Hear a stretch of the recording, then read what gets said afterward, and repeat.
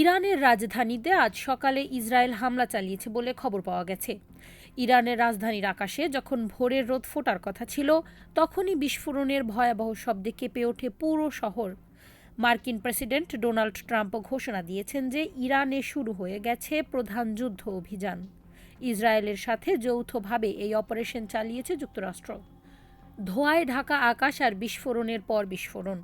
তেহরানের মানুষ এখন এক আতঙ্কের মধ্যে সময় পার করছে। শহরের বিভিন্ন প্রান্তে, বিশেষ করে জুমুরি স্কয়ার ও হাসানাবাদের মতো গুরুত্বপূর্ণ এলাকাগুলোতে বিস্ফোরণের ঘটনায় আতঙ্ক ছড়িয়ে পড়েছে। ফার্স নিউজ এজেন্সি জানিয়েছেন, তেহরান বিশ্ববিদ্যালয়ের কাছাকাছি এলাকায় মিসাইল আঘাত হানায় পরিস্থিতি ভয়াবহ আকার ধারণ করেছে। সামাজিক যোগাযোগ মাধ্যমে ছড়িয়ে পড়া বিভিন্ন ভিডিও ফুটেজে দেখা যাচ্ছে ধোঁয়ার স্তম্ভ যেন আকাশ ছুঁয়ে যাচ্ছে। মানুষের চোখে মুখে এখন শুধুই বিস্ময় আর ভয়। কেউ জানে না পরের মুহূর্তে কোথায় আঘাত হানবে মৃত্যু। ওয়াশিংটন ডিসি থেকে আসা খবরগুলো আরও উদ্বেগজনক। সূত্রগুলো বলছে এই হামলার মূল লক্ষ্য হতে পারে ইরানের সর্বোচ্চ নেতা আয়াতুল্লাহ আলী খামেনিকে নির্মূল করা। তারা মনে করছে যুক্তরাষ্ট্র ও ইসরায়েল এই অভিযানের মাধ্যমে ইরানি শাসন ব্যবস্থার মেরুদণ্ড ভেঙে দিতে চায়। তবে দীর্ঘ নেতৃত্ব অপসারণের পরিকল্পনা যে কতটা ঝুঁকিপূর্ণ তা নিয়ে সংশয় প্রকাশ করেছেন অনেকে। কারণ খামেনিকে সরিয়ে দিলেই যে ইরানের একটি প্রো আমেরিকান সরকার প্রতিষ্ঠিত হবে তার কোনো নিশ্চয়তা নেই। বরং এর ফলে দেশটি আরও বেশি বিশৃঙ্খলা ও গৃহযুদ্ধের দিকে ধাবিত হতে পারে। ইরানের পক্ষ থেকেও এখন কঠোর সতর্কবার্তা আসতে শুরু করেছে। দেশটির জাতীয় নিরাপত্তা কমিশনের প্রধান ইব্রাহিম আজিজি সামাজিক যোগাযোগ মাধ্যমে হুঁশিয়ারি দিয়েছেন যে এই পথের শেষ আর কারো হাতে নেই। তারা জানিয়েছে এই আগ্রাসনের জবাবে ইরান এমন এক ধ্বংসাত্মক পাল্টা আঘাত হানবে যা হামলাকারীদের জন্য বড়ই কঠিন হবে। রয়টার্সকে দেয়া এক সাক্ষাৎকারে এক ইরানি কর্মকর্তা জানিয়েছেন, তেহরান ইতিমধ্যেই পাল্টা হামলার প্রস্তুতি নিচ্ছে। এমন পরিস্থিতিতে ইরানের প্রেসিডেন্ট পেজেশকিয়ান অক্ষত আছেন বলে জানিয়েছে রাষ্ট্রীয় বার্তা সংস্থা। বিশ্লেষকদের ধারণা, এই হামলা আসলে ইসরায়েলের একটি কৌশলগত পদক্ষেপ ছিল, যার মাধ্যমে তারা যুক্তরাষ্ট্রকে যুদ্ধে জড়িয়ে ফেলতে চাচ্ছে।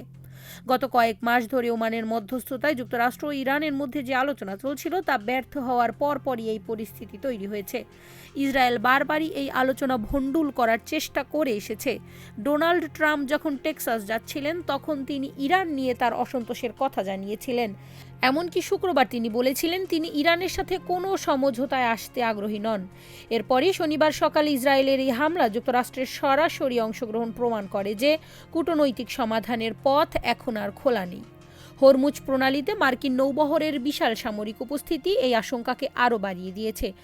বিমানবাহী রণতরী ও বিধ্বংসী জাহাজ যখন প্রস্তুত অবস্থায় রয়েছে তখন ইরাক তাদের আকাশসীমা বন্ধ করে দিয়েছে। ইরান ও ইসরায়েল দুই দেশই জরুরি অবস্থা জারি করেছে। কাতারে অবস্থিত মার্কিন দূতাবাস তাদের নাগরিকদের নিরাপদ আশ্রয়ে থাকতে বলেছে। সব মিলিয়ে মধ্যপ্রাচ্য এমন একটি বারুদের ওপর বসে আছে যেটা যে কোনো মুহূর্তে বিস্ফোরিত হয়ে গোটা অঞ্চলকে পুড়িয়ে দিতে পারে।